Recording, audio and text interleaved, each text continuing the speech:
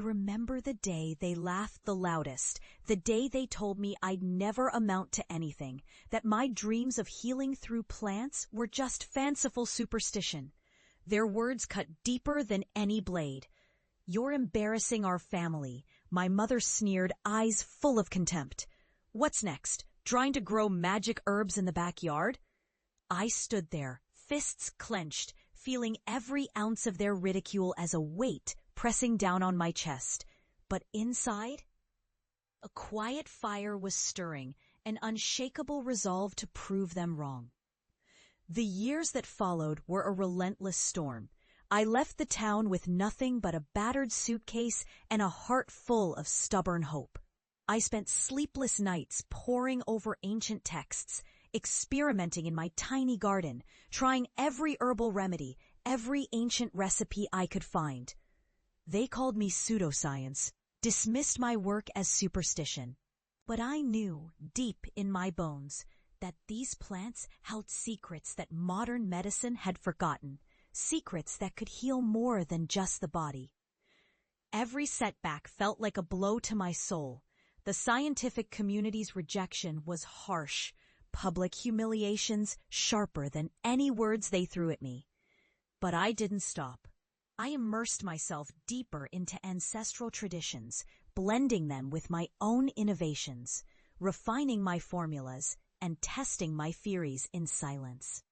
I understood then that this wasn't just about healing others. It was about reclaiming my own dignity, my own truth. And then, slowly, the world started to listen. The first breakthrough came when I healed my own chronic illness, an impossible recovery that defied all conventional medicine. News spread. Critics scoffed, but the evidence couldn't be denied. I wasn't just a dreamer. I was a pioneer. My herbal blends, rooted in ancient wisdom yet scientifically validated, began transforming lives. The same people who mocked me now sought my advice, my remedies. Still, I knew my real victory was yet to come.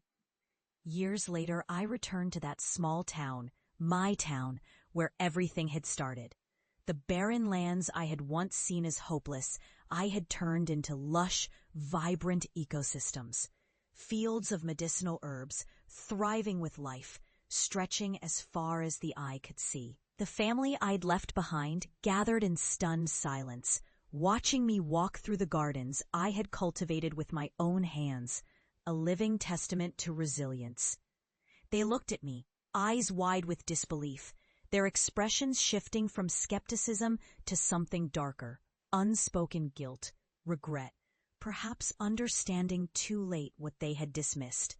My father, who once called my work witchcraft, now reached out hesitantly, his voice trembling. "Is it really you? You've done all this alone?" I nodded, a quiet smile touching my lips.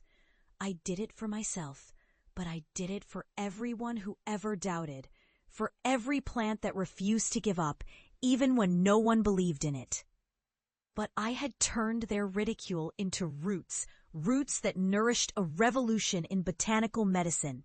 And now, standing amidst the thriving greens I had birthed from soil and hope, I knew I had not only healed my body, but had also reclaimed my purpose. The most profound lesson they learned that day was not just about botanical cures or scientific validation. It was about perseverance, about never letting the world tell you what you can't become. I had been mocked, yes. I had stumbled, yes. But beyond failure lay the truth that our dreams, no matter how impossible they seem, are worth fighting for. Because sometimes the greatest victories come from the ashes of rejection, from the roots of resilience buried deep within us. And as I looked into their eyes, my family's silence heavy with unspoken apologies, I felt a sense of peace. I had transformed not just the land, but the very way they saw me, and perhaps, in some quiet way, how they saw themselves. My journey from ridicule to revolution was complete. And I knew this was only the beginning of a new chapter, one where dreams could grow wild and free, just like the plants I loved and the hope I carried inside. Because I've learned that true success isn't just about recognition. It's about staying true to who you are, nurturing your vision, and having the courage to walk through every storm unshaken.